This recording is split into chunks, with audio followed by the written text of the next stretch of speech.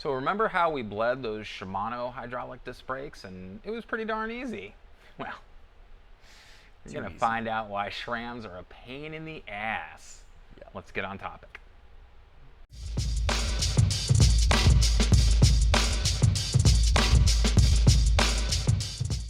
Hey everybody, it's Thomas with Get Out Arizona, and you are watching another incredible episode of Toolbox Topic. I'm joined again by my co-host, Wyatt Spalding. Wyatt. What's up, man? How the hell are you? Good. All right, on. Sorry you got rained out on that last race, dude. It's all good. All meant to be. I didn't want to be in the mud for no, sure. So. I hear you, dude. I don't even like to be in the mud. Yeah. So, no when fun. I was a kid, I liked to be in the mud, but... Little bits, yeah, you but know, still. Yeah, and as an adult, not so much. So. Anyways, guys, we're coming to you once again from the Trek Bicycle Store of West Phoenix in Goodyear, Arizona, because it's where the cool kids hang out, and me. And today, we're going to be discussing and showing you how to bleed your SRAM hydraulic disc brakes. Yep. Now, when we did the Shimano ones, a few episodes ago, and I'll link that into a card, you know, up top so you could check that one, that was super easy. Yeah. And even in that episode, you commented how much of a pain in the ass it was to do SRAMs. We love the SRAM brakes, but it's a labor of love as far as that goes. It is, yeah. How much more difficult is it to bleed the SRAM brakes? And of course, we'll talk about some of the tools that we're going to be using and everything. And it uses a different fluid. It uses a .3 fluid, correct? Yep. Okay. .5. .5 actually. Yeah. Okay. 5.1. I guess the main difference is going to need more tools to start. Right. So that can be kind of an issue. Second is it is dot fluid, so it is more corrosive. It's worse for your skin, worse for your eyeballs. So you want to be more safe with your bike if everything. you get it on your bike. Yeah, and paint finishes and stuff like that. Otherwise, it's a little more specific of a procedure, I would say. There's like a lot of different ways you can kind of do the Shimanos and get them feeling good. This one, it's kind of like you got to follow the procedure to the dot and it'll feel good, but if you do anything other than that, you might not get the perfect bleed. So it's just a little bit more specific of a procedure. I don't mind it a whole lot because I have access to the tools, but you know, that's for someone who doesn't have access to the tools, this might be something that you do in the end ultimately decide to bring to the shop. Yeah. Okay. Definitely.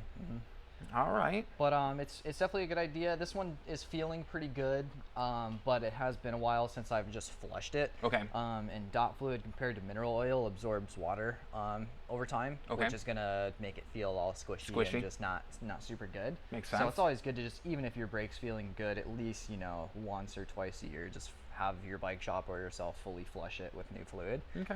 Keep your sills in better shape over time, and your brakes will last longer because of it, for sure. Nice. Well, you guys know how I roll. I do know how to do most of this stuff, and because of the show, a lot more. But I still choose to bring it to the shop, you know, again, because I'm lonely and, you know, I need the company, and they tolerate me, most importantly, so. Yeah.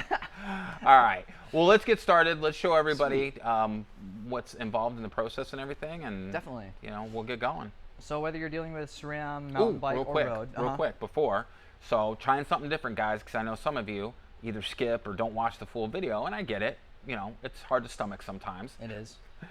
So don't forget to hit the like and the subscribe button now. So in case you decide to check out before the video is over with, when I give the reminder, it's fresh in your mind. It helps out the video and it helps out the channel a whole lot. So, all right.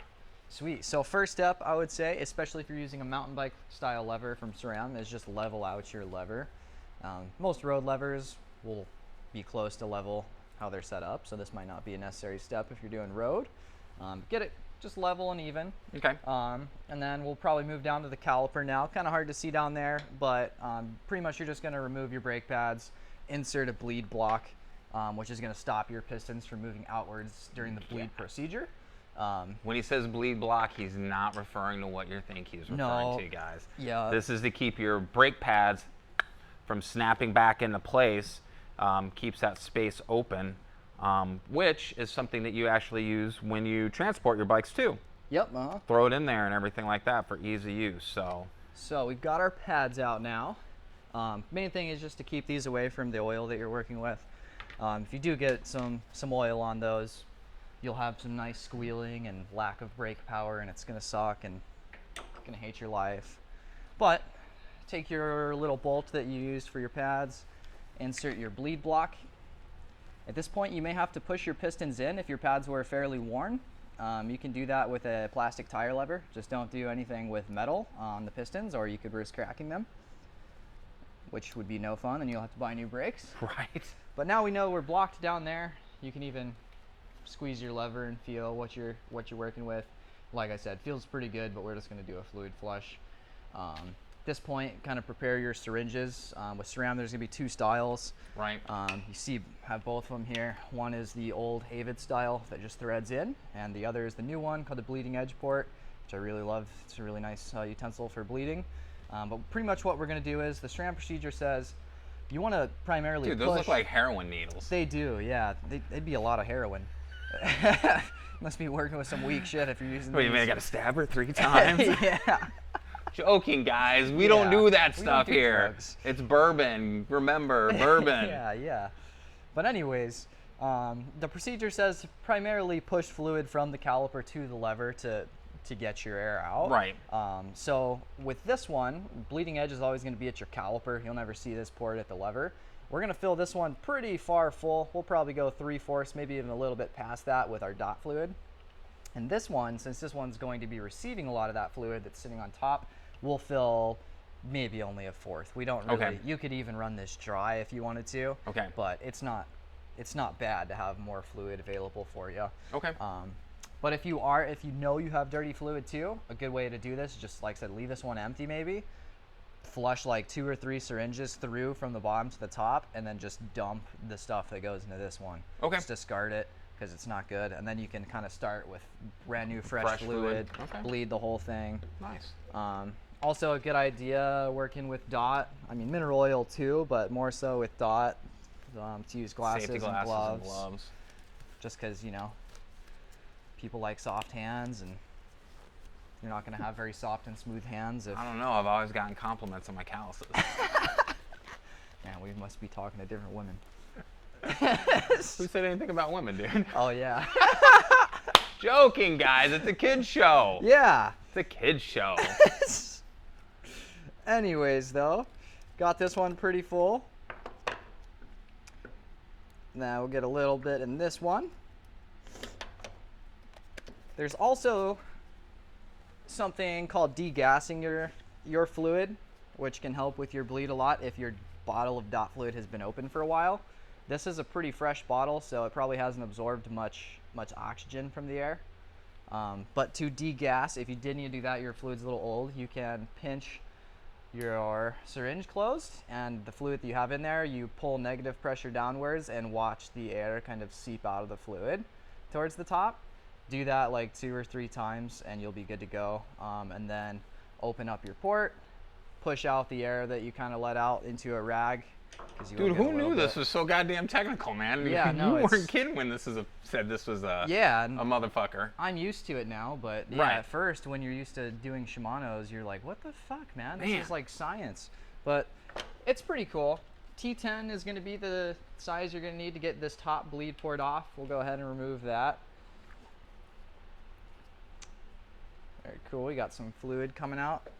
This will be good. The fluid's like a dark yellow color. Looks like some nasty pee. That's about time for a bleed, you would say. That means it's absorbed a lot of oxygen and water. Means it's dehydrated when it's yellow. With dot fluid too, it's not a bad idea to have like a spray bottle of water with you, because water will neutralize the dot, so it won't start eating your paint and stuff. You just get a little bit of water on it, which is nice. Bleeding edge port is going to be a 4mm at the caliper. You're just going to want to crack that loose first, just so that you can continue to loosen it with your bleeding edge tool. So in my caliper, you probably see in this angle here, there's a little bit of air out the top. I'm going to push that out into a rag, just so that the syringe is full of fluid and no air. Wonderful. Now that's ready to go. I don't need to degas this. We'll put this into the caliper, and then you twist counterclockwise, no more than 2 3/60s. I don't know what that would be. What's like 720? 720. Yeah, or something. Skate park 720. So just do a full circle if you want to be safe, and that'll allow the fluid to enter the system. And then we're going to simply attach our top. And now you've pretty much got most of the hard work out of the way. You're going to take your syringe. I'm gonna step out of frame, guys. Again, we only have 2 cameras, so don't forget to like and subscribe so we can get a third. And I am going to tilt this down a little bit so we can kind of see why it's doing down there. Grab this stool too. This will help me. Cool. I can't zoom in a whole lot because it's a wide angle lens, but this way you can get a little bit better idea of why it's doing. Definitely. And then this angle too, you'll probably be able to see this fluid exchange over here. So I'm going to start by taking my syringe that I have at the bottom, just pretty light pressure, starting to see fluid past the top one. You can see a couple bubbles and you can start to see that it's I can see the discoloration in the fluid, yeah. Yeah, It's not super bad, but it is not amazing, and there was some air as well. So, not bad. At that point, I've pretty much emptied my syringe at the bottom. I'm going to discard this stuff here, just because I don't want to push that yellowy fluid back into the system. Ooh. You'll probably drip a lot of dot fluid in the process, unless you're like a magician. Right. So lay some rags down or something. Always good to keep a bottle handy to you that you can put your old fluids in. Don't throw them down the drain. Bad for the environment. Cool. And it's really not like a super long procedure. I'm gonna close this port here, fill this syringe up again, and then we'll do the final bleed steps, and then you're pretty much done. So it doesn't take super long. Okay. It's just, it is, like you said, a little bit more meticulous than a Shimano bleed. Cool. Now, again, guys, I'm outside of camera frame so I can follow Wyatt while he's doing this, but, and you can see with all the episodes that we've done, we've definitely talked about stuff that's really easy to do yourself in your garage with your own tools, some stuff that requires a little bit more skill, patience. You do it a couple, 2-3 times to really get the hang of it. And then it becomes second nature. But there's no shame in saying, yeah, you know, that's out of my pay grade. I'm just going to take it to the bike shop and have them do it. So, and I can tell you, I roll SRAM brakes on 2 of my bikes, the Rail and Betty and Jenny. Yeah. Ellie Mae has Shimano brakes. So when it comes time to do this on either Betty or Jenny, it's gonna be Wyatt. Yeah, I'll do it's it, all man. Wyatt. And I enjoy doing it, oddly, so come support my Your addiction. enjoyment. You know? But we've got a fresh fluid syringe at the bottom again now. This one I pretty much just left empty at the top. We've opened the bleed port at the bottom, and we're just going to push again upwards. Seeing some more air, that's good. Means we'll get a more solid feeling brake. At this point, the fluid looks good, so I don't need to continue flushing. So at this point, you can kind of cycle between top to bottom and see if you're getting any air into each syringe. And you want to kind of repeat this process of pushing back and forth until you no longer see air bubbles coming out. And I'm pretty much there. There's a couple excess flying around, but that feels good. Last final step for the SRAM bleed is close off your bleeding edge port. You can remove that syringe now. No longer need it. And then they actually say this one up here, easy way to equalize this to the exterior pressures is fully remove the top of the syringe like that. And then you can kind of push down, creating pressure and relieving it to get any final bubbles that are in the system. And at this point, you can kind of feel the lever too, and that might help pushing some air out of the system. As long as you're closed off at the caliper, you're all good to be messing with your brake. Yeah, you don't want to be spurting or closing your caliper and having to deal with that nightmare. Yeah, and squirting fluid out everywhere. But at this point, kind of just thread this on so you're not spilling stuff everywhere. Nice thing about the bleeding edge port is you're not dealing with 2 bleed port screws, which gets annoying. So we'll drop that, spilling oil everywhere. This is why you need shop rags, guys. Yeah, and mats on the floor. Mm-hmm. So at that point, you're pretty much done with the bleed. You're gonna make sure Oops. I just dropped that, but I'll have to, the O-ring came off of my bleed port, so I'll have to find that and put that on, but pretty much you're done. With SRAM bleeds, you follow that procedure pretty much every time. It's the same for the road stuff. Just always make sure you have your bleed block in there, that you do that kind of final procedure with the top syringe at the end, and you're pretty much good to go. Now you'd want to place your pads in, align your caliper, then pump your lever up. If you go squeezing your lever before that and your caliper is not centered, you're going to get uneven pistons. You'll have one side that's really far out and one side that's like not moving at all, and it's going to be bad brake feel. So align your caliper before pulling your brake lever. It's always good too to maybe do some fresh pads with a fresh bleed and a fresh rotor, if you're trying to spend some coin. But otherwise, yeah, it's pretty easy. What do you think? Yeah, no, well, and I mean, so I think the procedure is tedious. Obviously, it's not anything overly complex where you couldn't do. But you're talking 2 syringes, the dot fluid, everything. You're probably, what, $150 investment in tools? I would say, and you know, like you said, it is kind of just nice to take it to the shop or something like this. You know, gives you a chance to get out there, chat with the guys at the shop, see what's new. Maybe there's something new and shiny you want to buy, and new accessories, some tassels for your handlebars. I always like the tassels. That would be cool. Pretty sick. Kale's got some tassels coming. Kale's got tassels for more than just his bike, dude. What are you talking about? It's crazy. Dude, he's got an insane collection. I know, we harass Kale a lot. He hasn't even been on the show yet, but that's going to change, guys. That's going to change. So, all right. Well, anything? I mean, yeah, you're looking for the O-ring and everything like that. Is there anything that we need to add? I think that's it. Okay. As long as people understand everything that happened, right? Which they should. I feel like I explained pretty well. So yeah, no, you do a great job. All right, guys. So there you have it. How to bleed your SRAM hydraulic brakes. Definitely more involved than Shimano, especially with the tools that you need.